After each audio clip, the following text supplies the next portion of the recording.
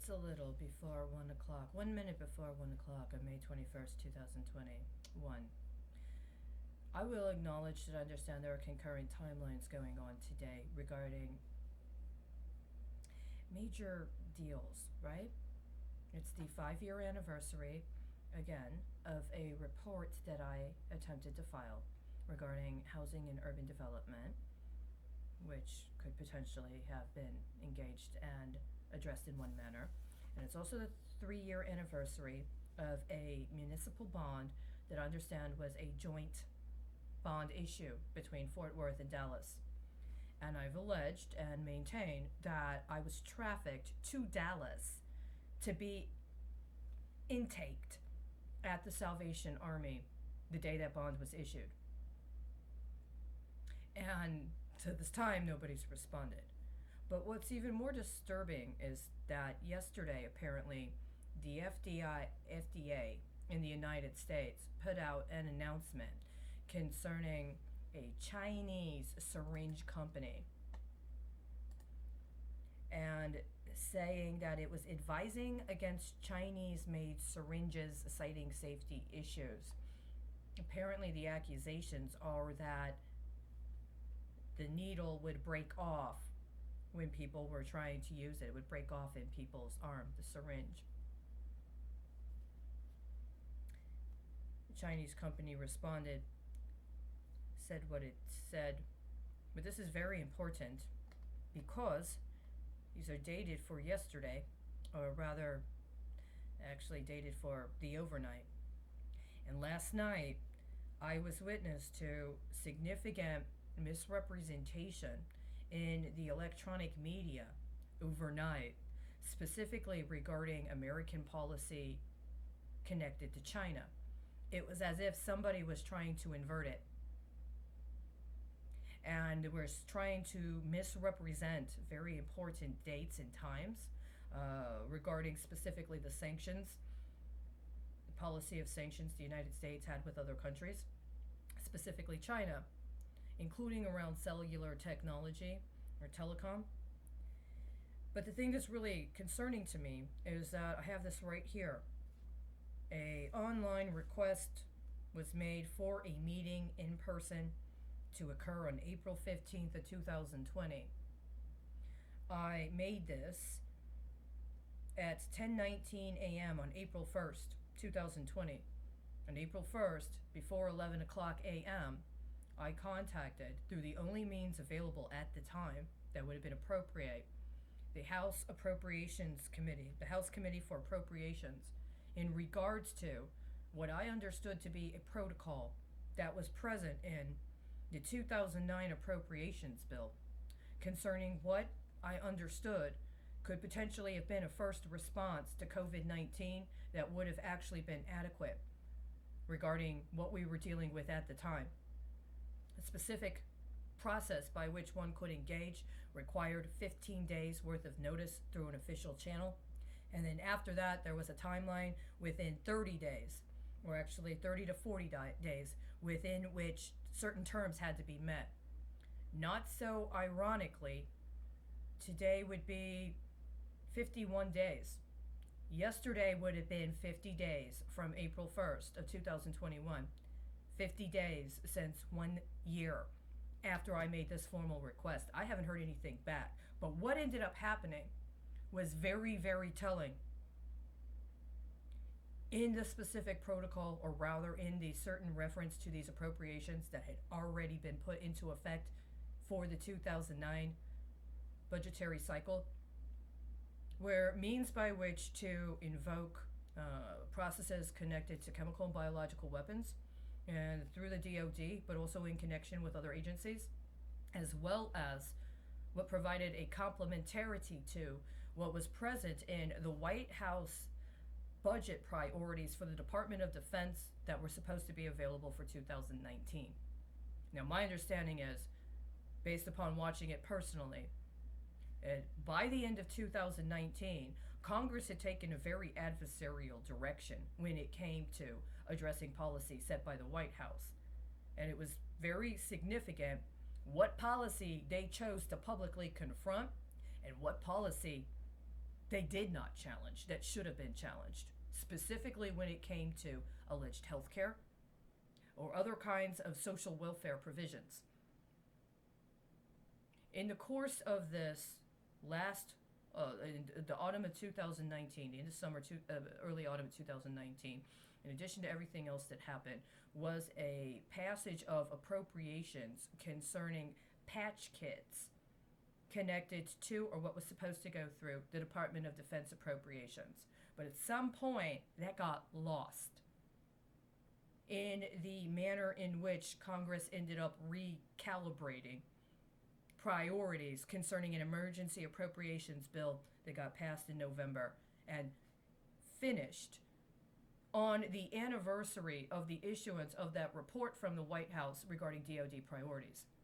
The problem is, the elements concerning those patch kits were actually referenced in the White House budget priorities and were already appropriated for through the 2009 appropriations process. I contend those patch kits were actually the necessary, adequate, and specific first response that was needed when it came to what COVID-19 actually is.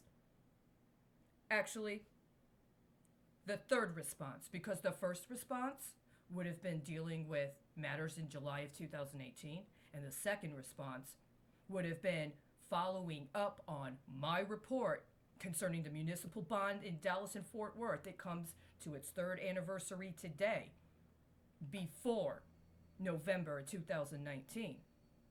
But insofar as that hadn't happened, once the announcement for COVID-19 was made, there was already a protocol that had been put into place and had been appropriated for over 10 years.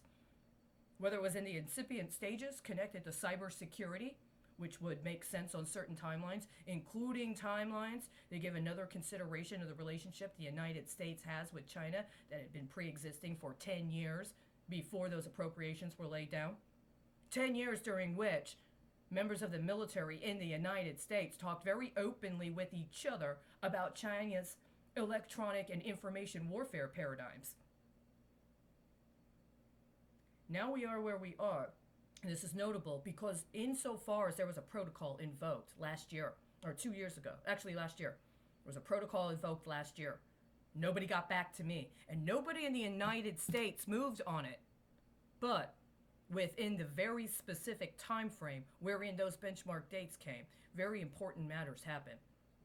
One, Russia was put into the public. It was publicly noticed that Russia sent a plane full of military assistance to the United States in order to deal with COVID-19. This is very important. The United States was not providing domestic assistance in the form of some sort of mobilization or deployment of the military, which had already been discussed and was already on the record as an appropriate protocol for how to deal with an actual domestic pandemic response going back years, and presumably was what things like Operation Jade Helm were about. But the President of the United States is acknowledging and accepting military aid from Russia as provided through air transport on exactly the timeline the United States would have needed to have moved in order to follow through on the protocol I requested to be considered. Additionally, around that same time, there were announcements and private business interests, specific private business interests in China, or rather, what we would in the United States consider private business interests, but that have their own relationship with the state in China, had organized a specific kind of response, specifically within California, for how they were going to provide an influx of, or they were going to support bringing in medical relief and medical aid to the United States. But at the same time, there was also an announcement of China deploying patch kits to parts of Africa where it already had established cooperation around medical and biomedical paradigms. The same time that time frame should have been engaged in the United States, wherein the United States was distributing patch kits in order to deal with an early first response There was no word that the United States was responding in such a manner. But both China and Russia responded on time with what would have been a public notice acknowledging that by that time they could have coordinated the kind of response that was invoked in our appropriations bill. Why are we still trying to talk about how we are going to deal with things through the Health and Human Services exclusively? Why is this consistently and recurrently characterized as if this is merely some sort of healthcare pandemic, when the appropriate responses that could have forestalled what ended up happening all of this year? I contend what had happened in other countries and that what happened at the end of last year and into this year could have been stopped had there been an appropriate application of protocols that had already been appropriated and that merely needed to be acknowledged and to be put into a place for effective implementation during the time frame when they would have been available. Now, if you want to split hairs and say that perhaps this reveals a process whereby the American military, through DoD appropriations, had been put into position in order to effectuate a countermeasure with an understanding that there was a concurrent paradigm allowing for the operationalization of the use of biological weapons and or biological and chemical weapons, and that implementing the appropriate protocol to deal with COVID-19 under those auspices domestically would have been substantiation of that claim, you may well be correct. But not engaging that protocol and allowing for alleged medical practitioners to use biological weapons and to allow for the continuing accrual of body counts within this country in order to try to leverage it for a political opportunism does not change the fact that somebody appropriated a paradigm whereby they intended to use biological weapons against any people, but especially their own people, for ulterior political motives. If you're disappointed because you don't want it going to the military, but instead want it going to healthcare, you should have provided healthcare. There could very well, by now, have already been an appropriate implementation of a response regarding national security issues related to CBRN. Oh, wait, there was. There was. By the end of 2018, not even 19. But somebody was more interested in trying to get kickbacks related to their agreement to cover up for what was actually going on with September 11th. And now all we're supposed to be worried about is our insurance. That's not acceptable. Let me ask you a question. Who's supposed to be underwriting the insurance connected to illegally acquired research on development for banned weapons? Because that's where we're at now. And it's not acceptable. This is unacceptable as well. Why is the FDA trying to do this ban of these Chinese syringes at this time? Does it have anything to do with the Civil Rights Appropriations Bill from 2019? Does it have anything to do with an overnight that occurred during the summer of 2019 where legislation was allowed to be voted on and passed as if it had met quorum when it had not? Were they engaging in proxy voting in 2019 during the passage of the Civil Rights Appropriations Bill as a beta test to see if they could get away with it? If they could get away with alleging that they had implemented legislation or passed appropriations through a legitimate constitutional process in preparation for what they intended to do after they launched COVID-19 as a biological weapon on their own people? I contend that's absolutely what this is evidence of. And this is incredibly disturbing, and it is very, very disappointing, but it is nonetheless necessary to be addressed directly in that manner. Now, I've contended for a considerable amount of time that these characterizations of our relationships with other countries, because they allegedly hacked us, are very disingenuous for a variety of reasons. I don't know where it is that the American paradigm of domination and defamation was allowed to be identified as our national character. I don't agree with it. And I also don't agree with anybody that thought it was their prerogative to infiltrate the government and masquerade as if it is.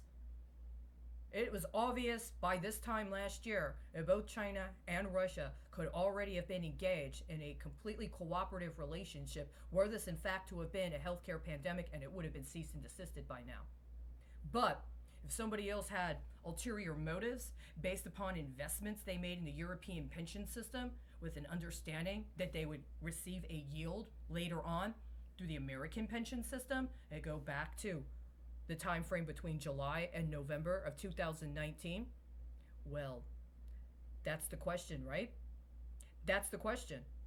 If you're in the military and you're expecting that right now is a time when you're supposed to be availed of some sort of pension benefits, then you have to have already known that going all the way back to the 80s, there was already an implicit agreement that your willingness to cover up for what you knew about the crimes that were unfolding, including in connection with what actually happened during what was exposed as Iran-Contra here, were creating a situation of untenability for your country. It behooved you to find a means by which to work with your own people to find the political support you needed to be able to do what you can do and what you need to be able to do without agreeing to cooperate with a cover-up of unconscionable crimes that are not only unsustainable, but I believe should be justification for disacknowledging you as a citizen of the United States. You and anybody that agreed to co-conspire with you. But at the same time, it was on the civilian leadership of this country to do its job, and it has not been done. I'm very disappointed in this regard. If in fact China is sending us sabotory syringes, then I have to be honest and let you know that this would seem again to be what it was, comparable to what happened when China tried to promulgate an understanding to the world that they had identified COVID-19 within their borders as having been engaged on the date that they did. This is not about intelligence. This is not about something that's classified for national security purposes anymore. You're not going to get away with contriving artificial circumstances within which you can try to remote control a domestic civil war in order to establish even greater leverage in a bankrupt global scheme. I advise you all to really think hard and reconsider this today.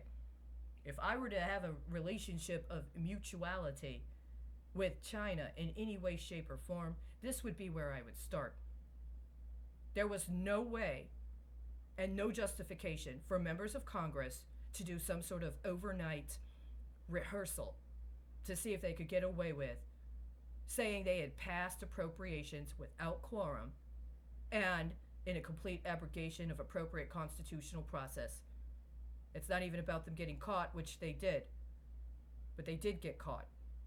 And if they agreed to engage in a misrepresentation that appropriations had been put into place without quorum, and or that they were able to justify what they did as part of that overnight, including in connection with some form of proxy vote simulation or proxy vote beta test, with an understanding they would then later be able to try to justify its use after launching biological weapons, and they need to be held accountable for the egregiousness of those violations. Those are violations against the people. They won't stand.